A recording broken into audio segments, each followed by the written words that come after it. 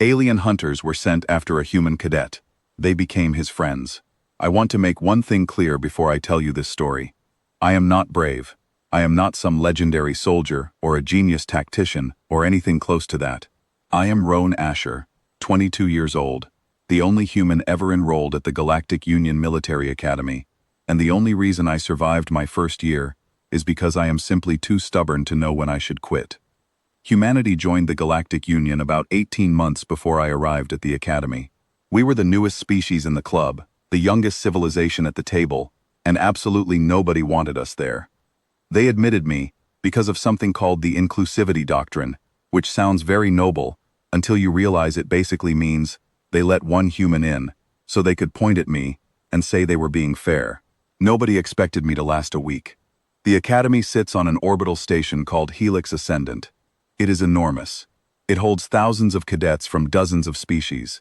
The korvathi are tall, reptilian, built like armored trucks, and they run the place in every way that matters. The Silathi are graceful insectoids with 4 arms and reflexes that make your eyes water.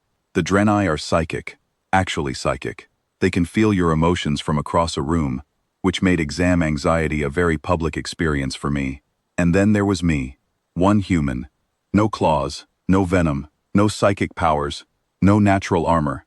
Just a regulation uniform that was slightly too big, and a packet of instant coffee I smuggled through customs. I got assigned a bunk in a forgotten maintenance corridor, because none of the other cadets wanted to share a living block with a human. My instructors graded me harder than everyone else. During sparring sessions, most aliens refused to touch me, because 3 different species consider humans physically disgusting. One korvathi cadet told me I smelled like wet soil. I told him that was actually my shampoo, and I thought it smelled quite nice. He did not laugh, but I did not wash out. I passed every exam. I clawed through every combat drill. I earned marks that were just high enough that they could not expel me, and just low enough that nobody saw me as a threat. That was the plan. Stay invisible. Graduate. Prove that humans belong out here. That plan lasted about 4 months. It fell apart during a joint tactical exercise in a zero-gravity obstacle course. The scenario was simple. 2 squads enter from opposite sides. Whichever squad triggers the other team's elimination beacons first wins. My squad was losing badly. We were pinned behind a cargo cluster, and the other squad, led by a korvathi cadet named Varric Shoan, was closing in from every angle. Varric was not just any cadet. He was the son of a Dominion warlord. He was the top-ranked student in the academy. He was 7 feet tall, covered in dark green scales, and he had never lost a single exercise, ever.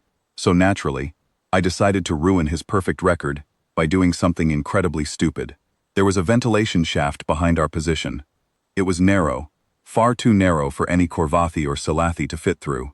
But I am human, and humans have a neat little trick that most alien species find horrifying.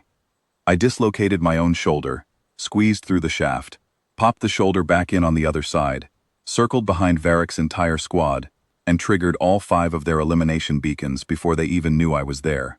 The exercise ended, my squad won, and Varric Shoan, the undefeated son of a warlord, stood in the middle of the course staring at me, like I had just insulted his entire bloodline, which apparently I had. I did not learn about the Kethvari until 3 days later. A Kethvari is an ancient korvathi tradition. When a warrior's honor is damaged, their family can invoke the right and send hunters to eliminate the source of the shame. Varric's father was furious. A human, the lowest species in the galaxy, had made his son look weak in front of the entire academy. So he sent 5 hunters to find me and make the problem go away. The first sign was the tracking pheromone. I found a strange chemical trace on my door that my scanner flagged as korvathi in origin. Then I noticed shadows that did not move the way shadows should. Sensor ghosts near my bunk.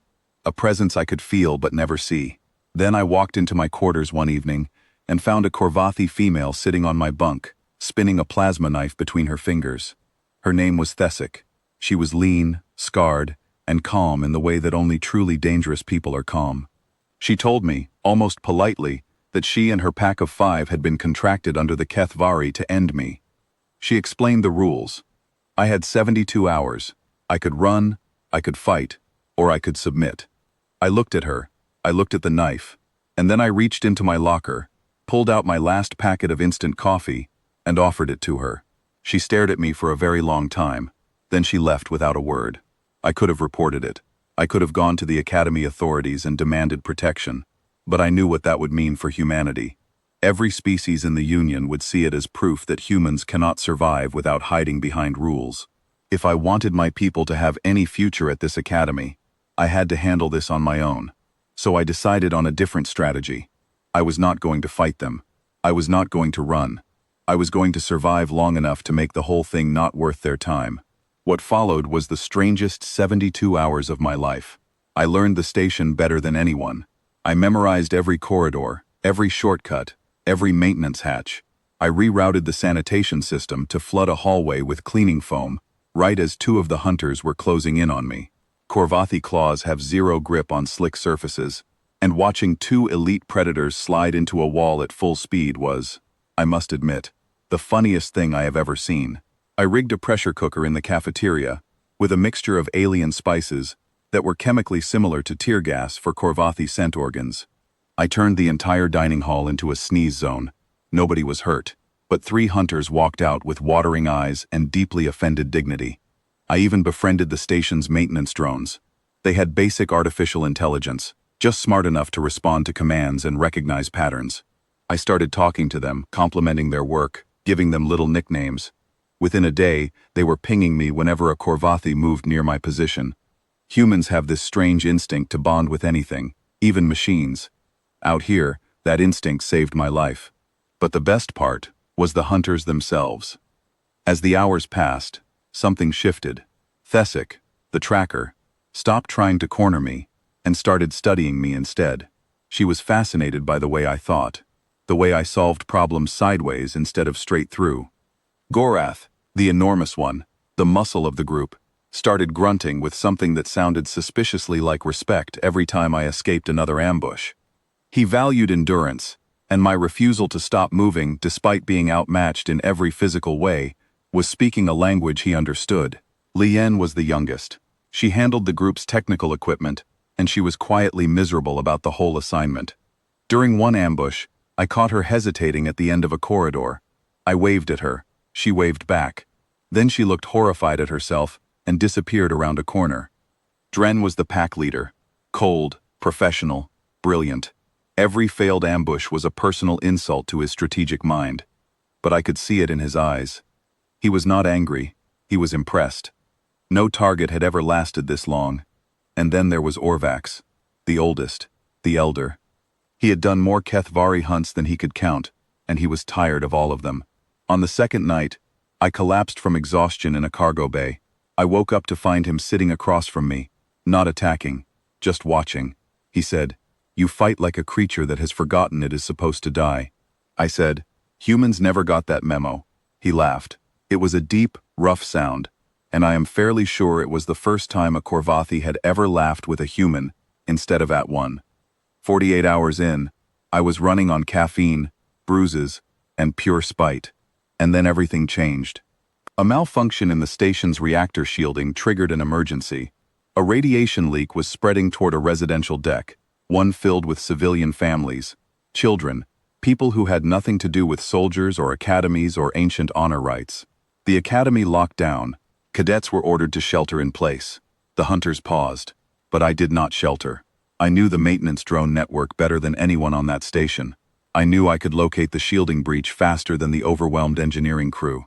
So I ran toward the danger. Thesek followed me. Not to hunt me, just to watch.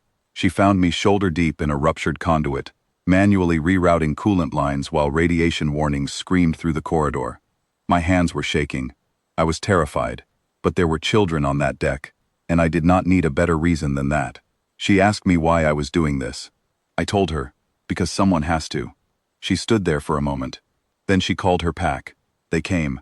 All of them. Gorath held open a bulkhead that would have taken 3 cadets to move. Lien hacked the station's shielding grid and created a temporary radiation buffer that bought us precious minutes. Dren coordinated our movements with a precision that made me realize why he was considered one of the best strategists alive. Orvax carried 2 alien children to safety, one under each arm, and did not say a single word the entire time. Together, the The 6 of us sealed the breach. Nobody was hurt, nobody was lost. When it was over, we stood in a quiet observation lounge, the stars burning outside the viewport. The 72 hours had expired. The Korvathi was technically still active. Dren, as pack leader, had to make the final call. He looked at me for a long time. Then he spoke in formal korvathi, words I could barely follow but understood in my bones. He declared the Korvathi void, not because I had outlasted the timer, but because of a law older than the right itself. A warrior who bleeds beside you is no longer prey. He is pack. He asked me if I accepted. I was exhausted. I was bruised everywhere. I smelled like reactor coolant and cleaning foam and alien spices. I grinned and said, "Does pack get better bunk assignments? Because mine is next to a sewage recycler." Gorath laughed so hard he cracked a floor tile. After that, everything was different. Varric tried to invoke a second Korvathi, but the hunters refused. In Korvathi law, a pack cannot hunt its own member. His father quietly withdrew the contract because word had spread, and targeting a human who had just saved a civilian deck would have been political destruction. The academy did not know what to do with me anymore. I walked the corridors flanked by 5 Korvathi hunters who treated me like an annoying younger brother they had reluctantly adopted. Instructors stopped grading me unfairly, partly out of respect, and partly because Thesic now sat in the back of every lecture hall, sharpening her knife and making direct eye contact with anyone who looked at me sideways. Thesic taught me Korvathi tracking techniques. I taught her poker. She was terrible at bluffing, but could read a tell from across the room. Gorath became my sparring partner. I never won, but I lasted longer each time, and he started bragging about his human to other warriors, like a proud older sibling. Lien and I bonded over engineering. She was amazed that humans could fix almost anything with improvisation, and what she called aggressive optimism. Dren started reading human military history, and became genuinely alarmed. He told me once, "Your species fought 2 global wars before you even left your own atmosphere. You are completely insane." I respect this deeply. And Orvax became my quiet mentor, sharing old wisdom over cups of the instant coffee I kept smuggling onto the station. He told me he had not felt purpose like this in decades. I think about that sometimes, standing at the viewport, watching the stars, with Thesic cleaning her blade beside me, Gorath arm wrestling a terrified cadet in the corner, Lien arguing with a maintenance drone she insisted was giving her attitude, Dren reading about World War II with a deeply troubled expression, and Orvax sipping coffee with his eyes closed, and something close to peace on his old face. They sent 5 hunters to end me. I came out of it with 5 friends, a slightly better bunk, and a reputation that I am still not sure is a good thing. Humanity's first year in the galaxy was not graceful. It was messy, loud, confusing, and occasionally covered in cleaning foam. But it was ours, and we are not going anywhere.